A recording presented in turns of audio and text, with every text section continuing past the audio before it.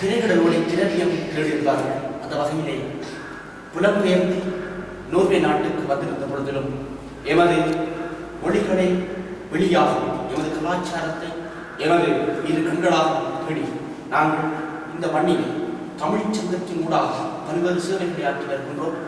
அந்த வகையிலே ஒவ்வொரு வருடமும் தேசிய ரீதியில் விழுகின்ற தமிழ் மாணவர்களை, தமிழ் சாதனையாளர்களை கௌரவிக்கின்ற நிகழ்வினை வருடா வருடம் இந்த நோர்வே தமிழ்ச் சங்கம் தனது கைங்கரியமாக அதனை செய்து வருகிறது.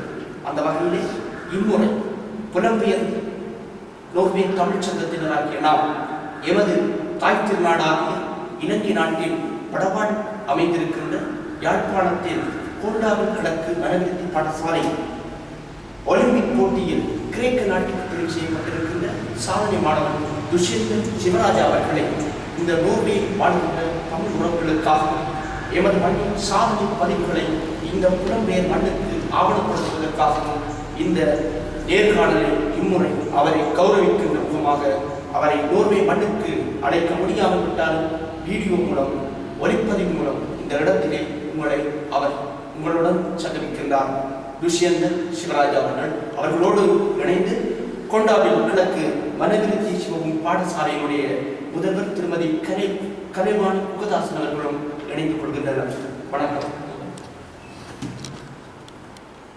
நாங்கள் நோர்வே தமிழ்ச்சங்கத்தின் சார்பில் உங்களை சந்திப்பதற்கு மகிழ்ச்சி அடைகின்றோம்.